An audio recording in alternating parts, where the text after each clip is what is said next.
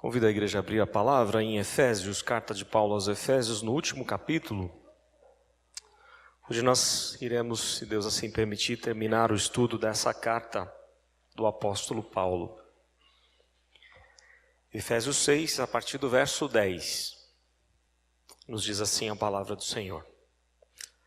Quanto ao mais, sede fortalecidos no Senhor e na força do seu poder, revesti-vos de toda a armadura de Deus para poderes ficar firmes contra as ciladas do diabo, porque a nossa luta não é contra o sangue e a carne, e sim contra os principados e potestades, contra os dominadores deste mundo tenebroso, contra as forças espirituais do mal nas regiões celestes. Portanto, tomai toda a armadura de Deus para que possais resistir no dia mau, e depois de terdes vencido tudo, permanecer inabaláveis. Estai, pois, firmes, cingindo-vos com a verdade e vestindo-vos da couraça da justiça. Calçai os pés com a preparação do evangelho da paz, embraçando sempre o escudo da fé, com o qual podereis apagar todos os dardos inflamados do maligno. Tomai também o capacete da salvação e a espada do Espírito, que é a palavra de Deus. Com toda a oração e súplica, orando em todo o tempo no Espírito, e para isto vigiando com toda perseverança e súplica por todos os santos, e também por mim, para que me seja dada no abrir da minha boca a palavra, para com intrepidez fazer conhecido o mistério do Evangelho, pelo qual sou embaixador em cadeias, para que em Cristo eu seja ousado para falar, como me cumpre fazê-lo. E para que saibais também a meu respeito e o que faço, de tudo vos informará Tíquico, o irmão amado e fiel ministro do Senhor. Foi para isso que eu vô-lo enviei, para que saibais a nosso respeito e ele console o vosso coração. Paz seja com os irmãos e amor com fé, da parte de Deus Pai e do Senhor Jesus Cristo.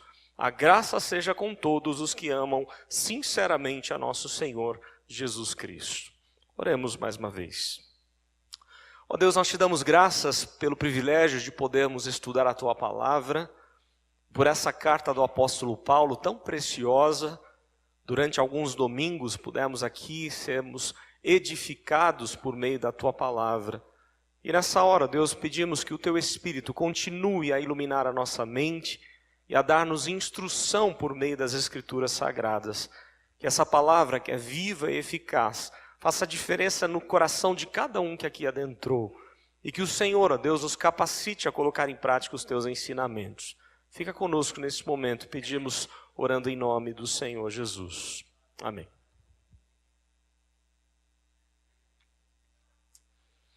A palavra de Deus mostra o quanto nós precisamos ser equilibrados. Eu digo isso porque há alguns ensinamentos, algumas teorias, doutrinas por aí, bastante confusas, inclusive usando textos como esse. Eu estou me referindo à doutrina da batalha espiritual. É certo que nós vivemos em batalha espiritual. Negar isso é negar textos da palavra de Deus. No entanto, o que muitos movimentos têm feito é demonizar todas as coisas, é dar poder e valor demais a demônios, a espíritos malignos. E há então um desequilíbrio. As pessoas, às vezes, deveriam falar mais de Deus, acabam falando mais do próprio inimigo, do próprio Satanás. Também, ao mesmo tempo, nós não podemos achar que Satanás está lá sem tramar contra nós, está quieto. Não, ele não está quieto. Ele está sim com seus poderes limitados pelo próprio Deus, que o criou e que permite ele agir, mas ele não está inquieto. A Bíblia demonstra, quando fala de Satanás e das suas legiões, fala de alguém que é o nosso inimigo. E usa figuras como o do leão rugindo, procurando alguém para tragar. Essa é uma das figuras que o próprio apóstolo Paulo fala sobre Satanás.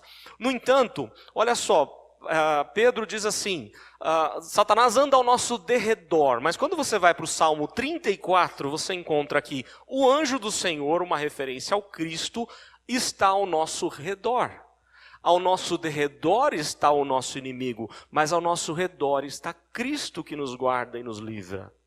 Esse deve ser o equilíbrio. Nós temos inimigos, sim, ao nosso redor, que muitas vezes nem damos conta. No entanto, Cristo está conosco. Se Cristo estiver com você, você é mais do que vencedor nele, conforme nos diz a Bíblia. Porque a palavra de Deus, ao mesmo tempo que mostra Satanás e seus demônios como seres mais poderosos do que a gente, nós não temos em nós mesmos capacidade de vencê-los. No entanto, ela mostra que Cristo despojou, desarmou os espíritos, desarmou os próprios demônios quando morreu lá na cruz. A obra de Cristo foi completa e eles já estão todos derrotados. Só que ainda tentam agir, né? Aquela ideia de você matar uma cobra pisando na cabeça, uma referência ao próprio Cristo, em Gênesis 3,15, nasceria alguém de uma virgem que esmagaria a cabeça da serpente, e quando você esmaga a cabeça de uma serpente, ela ainda fica se debatendo por um tempo. Essa é a ideia de Satanás. Ele sabe que perdeu a guerra, ele sabe que perdeu todas as coisas, ele já foi derrotado, só que ele quer causar dano à nossa vida. Essa é a ideia. Ele tentou impedir a vinda de Cristo, ele tentou acabar com Jesus enquanto bebê, enquanto homem, ele tentou de todas as formas impedir que o plano de salvação fosse adiante. Ele não conseguiu, ele perdeu essa guerra lá na cruz e na ressurreição de Cristo. Agora então ele se volta contra a igreja, contra nós. Ele quer o nosso mal e por isso a gente tem que ficar atento contra Satanás. A palavra de Deus então mostra que há sim uma batalha espiritual, mas que nós não precisamos supervalorizar essa batalha. Se nós estivermos com Cristo, nós estamos seguros. Se nós buscarmos os recursos de Deus, os recursos da palavra de Deus, os meios de graça, quais são? Bíblia, né? A palavra de Deus, a oração, o batismo e a ceia, aliás, os 4 meios de graça que Deus deixou, que nós vamos ver hoje no culto, durante todo o nosso culto. E há pessoas que ainda negligenciam esses meios, por não participar deles. Nós teremos aqui no nosso culto batismo, teremos ceia, temos aqui a palavra, já tivemos oração, teremos mais orações. Tudo isso são meios que Deus deixou para fortalecer a nossa fé. Se eu buscar os recursos de Deus, Deus tem algo suficiente para nos guardar e nos livrar de todas as ciladas de Satanás. E é o assunto do apóstolo Paulo aqui nesse trecho que nós lemos. Nós já vimos que essa carta foi escrita quando Paulo estava ainda na prisão romana, e Paulo escreve para confortar, encorajar os crentes, pois os crentes estavam preocupados com ele, e talvez até chateados com o próprio Deus, de como assim, e agora o nosso Paulo, o fundador da nossa igreja, aquele que nos levou a Cristo, agora está preso. Então o apóstolo Paulo vai confortar a igreja, encorajar a igreja e mostrar que mesmo Paulo na prisão, Deus continua sendo Deus, Deus continua reinando sobre todas as coisas. As nossas tribulações não são maiores do que Deus. Deus é Senhor de todas as coisas. Tudo está sob o seu controle, é o assunto da carta o tempo todo, a soberania de Deus, o cuidado dele, o governo dele sobre todas as coisas, até mesmo pelas nossas provações. Elas têm propósitos, Deus mesmo planejou tudo lá na eternidade, tudo o que acontece na nossa vida está debaixo da autoridade e do controle do nosso Deus. E quando chega a partir do capítulo 4, ele começa a aplicar essa doutrina do amor, do cuidado de Deus desde a eternidade para conosco. E ele começa a aplicar de uma forma muito prática. Quando nós devemos viver uma vida correta, santa, quando nós não devemos viver nas trevas, mas na luz de Cristo, quando devemos viver de maneira sábia, prudente, enchendo-nos com o Espírito Santo de Deus, nos sujeitando um ao outro no temor de Cristo, como já vimos nos outros domingos. E agora ele vai falar sobre a batalha contra o nosso grande inimigo, contra Satanás e suas hostes demoníacas. A partir do verso 10... o texto vai mostrar algumas coisas aqui para a gente. A primeira delas é a imensidão da batalha. A batalha que nós temos é muito grande. Não pense você que é a batalha fraca ou fácil de vencer. Se você de repente acha que você é o tal, que você é suficiente, que você tem sabedoria suficiente para vencer o inimigo, você está fadado ao fracasso. Porque a própria palavra de Paulo aos Coríntios diz o quê? Aquele que pensa estar em pé, veja que não caia. Quando você acha que você é um soldado firme de pé, você está pronto para perder a batalha.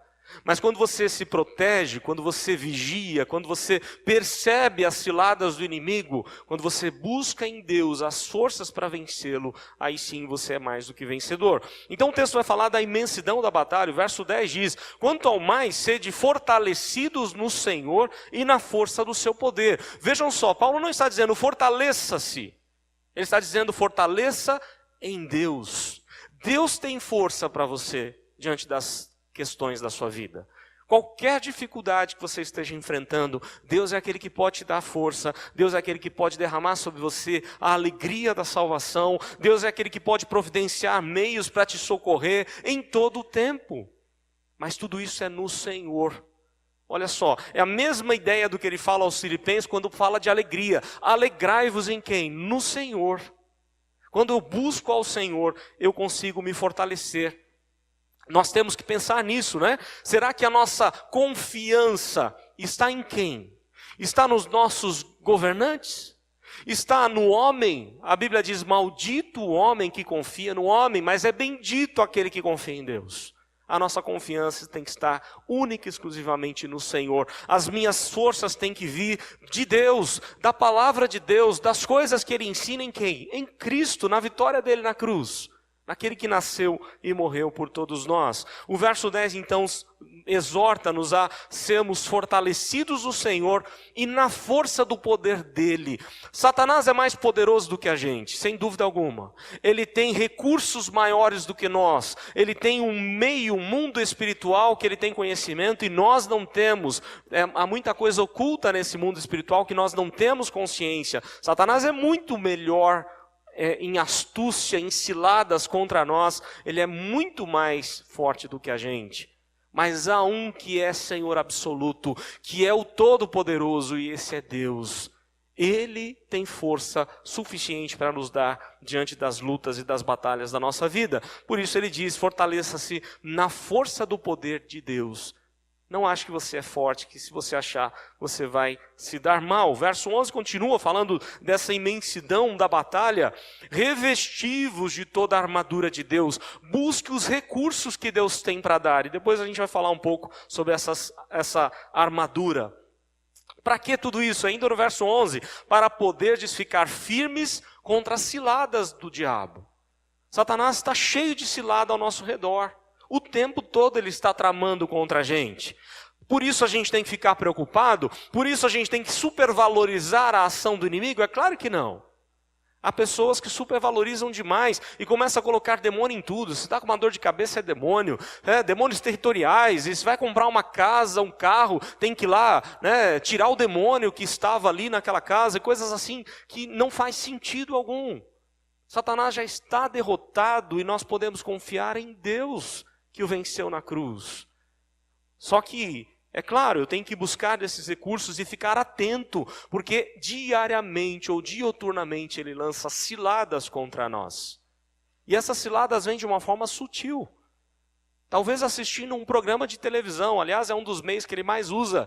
Eu não sei se você sabe, mas a palavra entretenimento é quando você desliga o cérebro para relaxar. Não é isso que acontece com a gente? Aí chega em casa cansado, deixa eu assistir um programa de televisão. E no entretenimento você se entretém com coisas que nem sempre você tem o cérebro ligado para perceber as ciladas do inimigo. É errado assistir um programa de televisão? Claro que não. Você pode assistir desde que você esteja atento. Desde que você esteja atento até mesmo a um jornal, um repórter, porque são todos, são tendenciosos, querem nos levar para o que bem entendem. E nós temos que ficar o tempo todo atentos, ainda mais se temos criança em casa. Desenho de televisão ou na televisão, filmes, nós precisamos ficar muito atentos com as ciladas do próprio inimigo. Verso 11 fala sobre também a imensidão da batalha. E o verso 12, continuando no mesmo assunto, diz assim: porque a nossa luta não é contra a carne ou sangue, e sim contra os principados e potestades, contra os dominadores deste mundo tenebroso, contra as forças espirituais do mal nas regiões celestes. A nossa luta não é contra pessoas. As pessoas devem ser amadas, respeitadas. É verdade, sim, que muitas delas são instrumentos do próprio Satanás para tirar a sua paz, para roubar a sua alegria. No entanto, nós temos que colocar isso e entregar isso a quem? A Deus. Jesus ensina isso e Pedro fala sobre isso. Jesus, quando foi vituperado, ele entregava as coisas àquele que pode julgar retamente. Se alguém te fez algum mal, coloque isso diante de Deus. Busque os recursos corretos, justos. Você tem leis para isso, quer na igreja ou no mundo. Se alguém te fez algum mal, você pode procurar os seus direitos. Não é? Mas não pense que a sua luta é contra alguém. Não fique guardando mágoas, não vai te fazer bem. Coloque isso diante do Senhor e deixe as mágoas de lado, porque a nossa luta não é contra a carne e sangue, mas contra os principados, potestades, contra as forças espirituais do mal. O texto vai falar então que a batalha é grande, é imensa. É uma das lições que a palavra de Deus vai nos deixar. No entanto, o texto também vai ensinar para a gente que a provisão de Deus também é grande. A provisão de Deus na batalha ou para a batalha é enorme. Vejam que eu li no verso 11, revesti-vos de toda a armadura de Deus. E agora no verso 13, ele repete a mesma ideia. Portanto, tomai toda a armadura de Deus para quê? Para que possais resistir no dia mau e depois de teres vencido tudo, permanecer inabaláveis. Olha só. Tome toda a armadura de Deus e você vai ficar inabalável, que diz a palavra do apóstolo Paulo, a palavra de Deus através de Paulo. E a partir do verso 14, ele vai falar qual é essa armadura. Ele vai dar detalhes de quais partes da armadura nós temos que tomar. E o que é curioso, não adianta tomar uma parte só. Imagine um soldado sair para a batalha e só usar uma parte da armadura. Ele vai se dar mal. A figura que Paulo tem aqui, a imagem que Paulo tem, está registrada tanto no livro de Isaías, há situações aqui que é uma lembrança de ensinos de Isaías, mas principalmente o quadro que ele tem em mente é o soldado romano. E eu gostaria que você imaginasse a cena.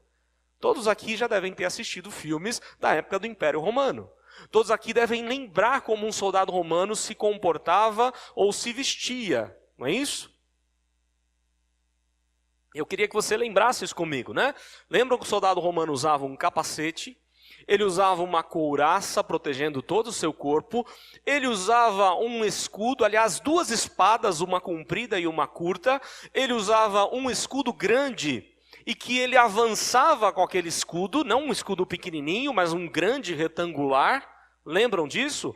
E eles faziam, todos juntos, marchando de forma igual, eles faziam como se fosse um casco de tartaruga, não sei se os irmãos já perceberam isso em filmes. Ao redor, todos com um escudo assim, e os que estão no meio com o escudo para cima. Não tem como vencer um negócio desse, né? Para aquele tempo, para aquelas armas, as flechas não iriam invadir o grupo dos soldados romanos, e essa era uma das grandes estratégias dos romanos, a ponto deles invadirem vários e vários países, eram muito mais do que vencedores naqueles países. A figura então é desse soldado romano. E aí o que a gente aprende no texto, ele vai falar sobre essas partes da armadura no verso 14.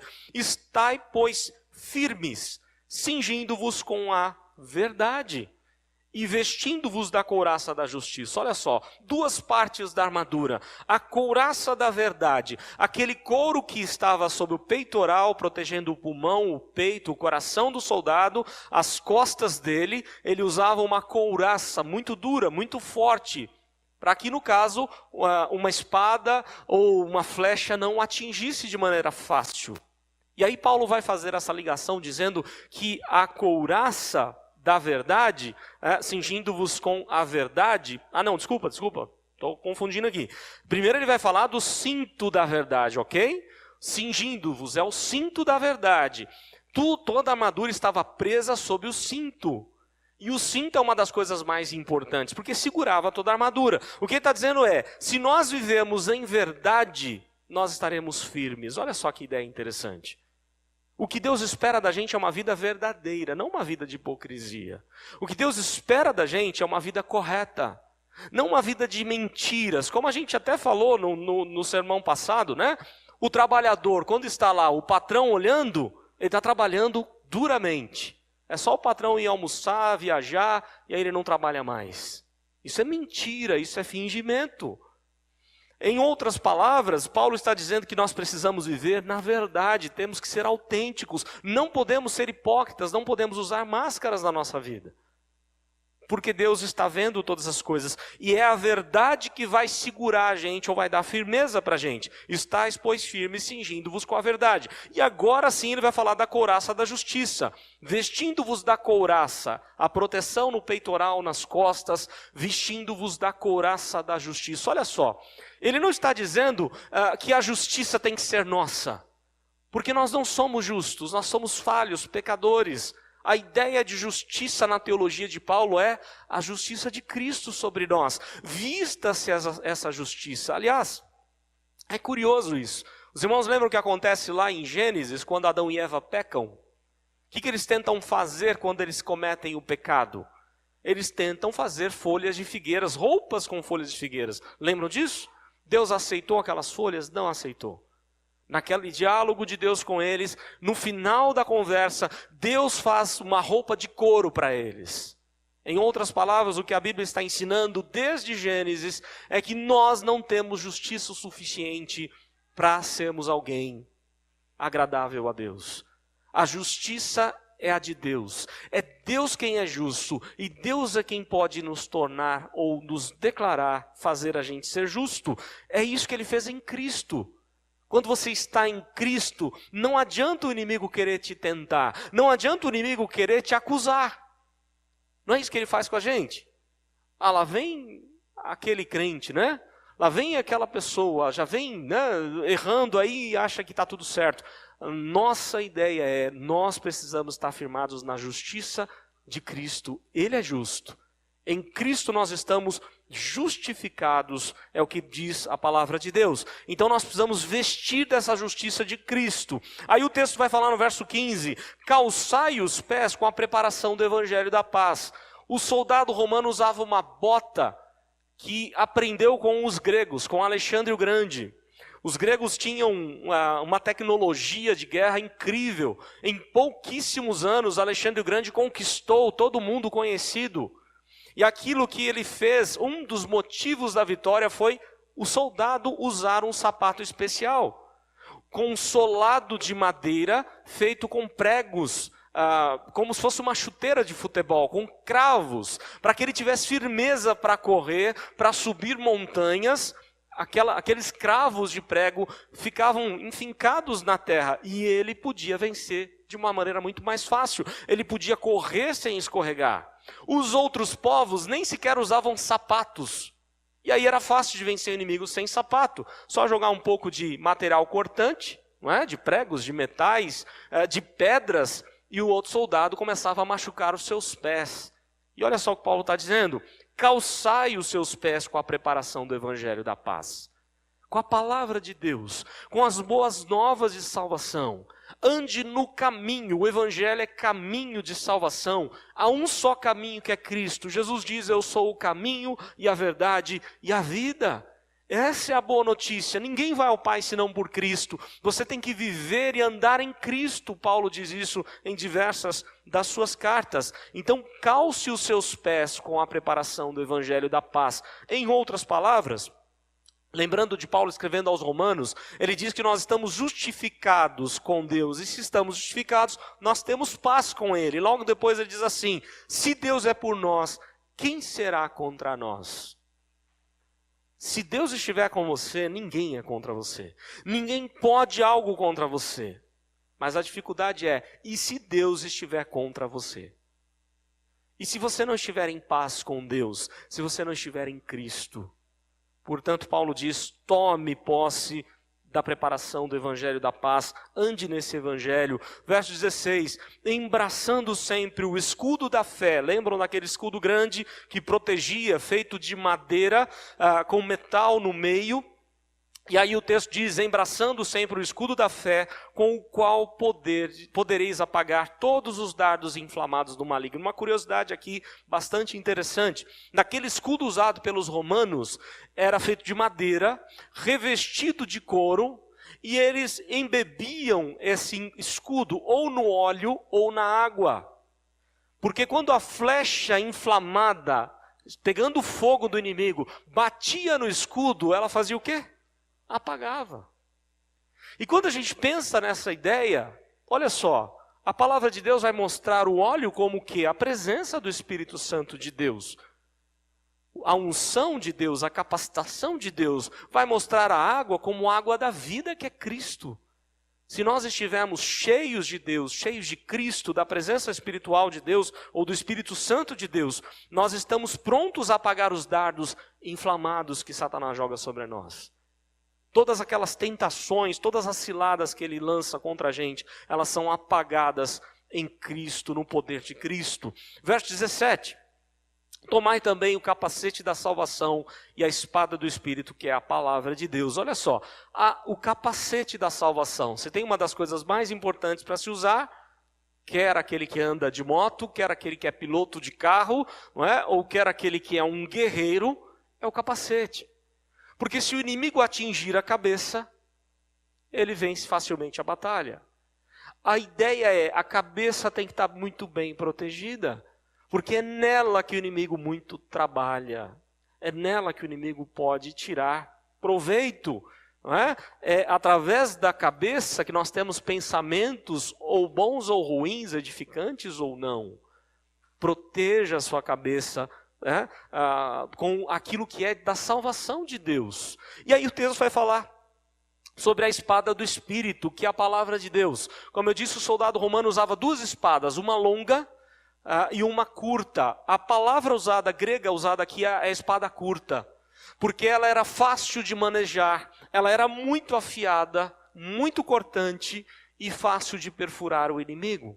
O que Paulo está dizendo é, o Evangelho de Cristo, a palavra de Deus é que pode dar forças para a gente vencer com a palavra afiada de Deus, mais cortante do que dois gumes, conforme Hebreus mostra para a gente. O que eu queria que você notasse aqui, eu já estou terminando, é que toda essa arma que Deus tem para nós, vejam só, é tudo de defesa. Perceberam isso? É tudo de defesa, não é de ataque. Só tem uma que é de ataque, a palavra de Deus. Em outras palavras, Paulo está dizendo, não queira achar que vai ser fácil a batalha contra o inimigo. Não queira ir prontamente guerrear contra o inimigo. Fique esperto, proteja-se dele. Resista ao diabo e ele fugirá de vós, não é isso que a Bíblia diz? E na hora certa você vai com a palavra de Deus, da mesma forma como Cristo venceu o inimigo lá no deserto da tentação, usando a palavra de Deus, nós precisamos viver e conhecer a palavra de Deus, praticar essa palavra, porque esse é o segredo da grande vitória. Esse é o segredo que Deus fala com Josué quando assumiu lá o comando de Moisés.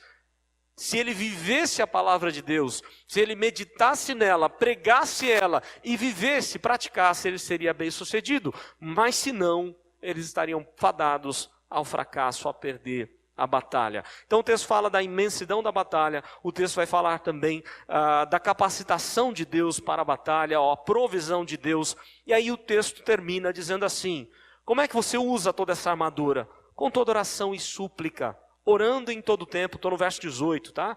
Com toda oração e súplica, orando em todo tempo no Espírito, e para isto, vigiando com perseverança e súplica por todos os santos.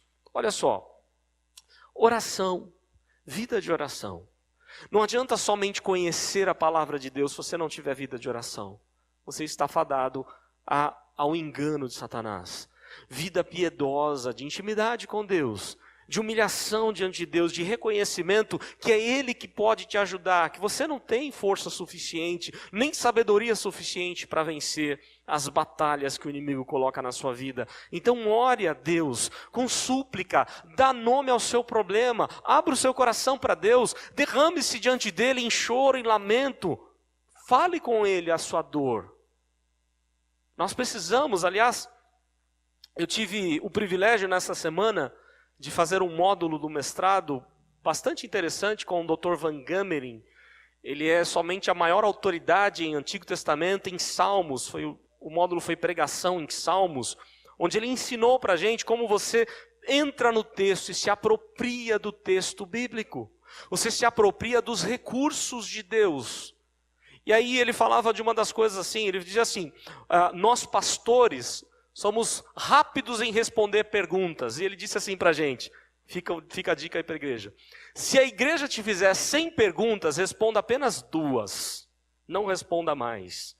Faça o seu povo pensar. Faça o povo questionar Deus, falar com Deus, perguntar para Deus.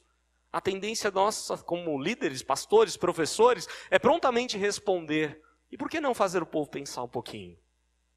Por que não fazer o povo buscar a Deus em oração? Buscar a palavra de Deus, o estudo sério da palavra, para poder conhecer mais a palavra de Deus. E uma das coisas que ele falou é: nós precisamos mais tomar posse de Deus.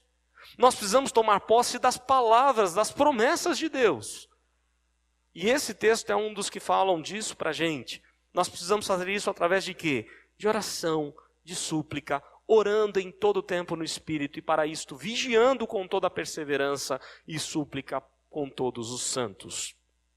Eu vou terminar dizendo o seguinte: a perseverança é uma das coisas mais importantes que nós devemos ter. Depois o que Paulo vai falar aqui são instruções para a igreja, ele vai enviar Tíquico para a igreja, para consolar a igreja, ele está pedindo oração por ele, para pregar o evangelho, ele termina com uma bênção, né? A igreja, que a graça de Deus seja com todos que amam ao Senhor sinceramente. E eu queria apenas frisar o que ele fala sobre perseverança, orar com perseverança. Talvez você esteja pedindo algo a Deus. A tendência nossa é pedir hoje e querer que Deus faça agora. Não é? Mas não é assim. A palavra de Deus ensina que a gente tem que perseverar. Pedir hoje, pedir de novo amanhã, insistir com Deus. Existem vários exemplos. O cego Bartimeu, quando se encontra lá com Jesus, ele não foi atendido nem na primeira nem na segunda vez. Se ele tivesse desistido, ele perderia a bênção dele, da restauração na sua visão. Aquela mulher cirofenícia, cuja filha estava totalmente endemoniada, ela vai clamando atrás de Jesus, e clamando e clamando. Jesus podia ter feito logo, mas não fez. E ela continuou perseverando. Talvez você esteja em algum conflito na sua vida, em alguma luta com Deus. Continue perseverando, continue buscando ao Senhor, e Deus com certeza há de te abençoar. Nós vamos ouvir uma canção. Vou pedir ao Guilherme e a Bia para que venham à frente, e nós vamos ter um momento onde você vai poder refletir um pouquinho sobre como está a sua vida com Deus.